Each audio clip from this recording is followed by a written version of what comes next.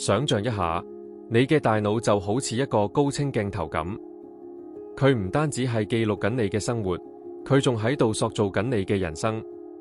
我哋好多人都冇意識到，其實我哋係有權去調整個焦點、亮度同埋感受每一刻嘅深度。我哋成日等呢個世界俾個理由我哋去開心，等緊嗰個完美嘅時機出現，先至覺得可以平靜落嚟。但如果件事係倒反轉頭呢？如果其實係你嘅內在狀態，先至係呢個世界一直等緊嘅邀請函呢？當你升級一個念頭嗰陣，你唔單止係喺度正面思考，你係喺度擴張緊你現實世界嘅邊界。升級你嘅諗法，就好似喺一片靚森林入面開闢一條路咁。你會開始離開嗰種自動導航式嘅反應，轉向更加有意識嘅回應。你唔會再將挑戰睇成一幅牆，你會開始將佢睇成一踏腳石。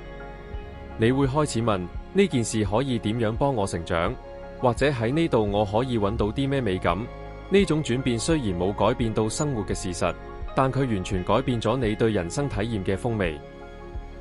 你唔再只係一個旁觀者，你已經成為咗自己生命入面創造奇蹟嘅建築師。試下深呼吸，望下你周圍，揾一樣嘢就一樣咁多，係呢一刻運作得好完美嘅。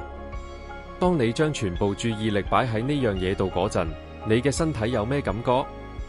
你嘅現實其實係你嘅念頭同呢個世界之間嘅一場雙人舞。當你選擇一啲更開闊、更對齊內心、更慈悲嘅諗法，你其實係邀請緊一個更閃活嘅生命版本同你相遇。你有絕對嘅主權去決定，今日就係一個發光發亮嘅機會。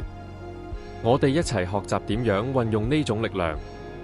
有邊個升級咗嘅念頭係令你對未來感到興奮嘅？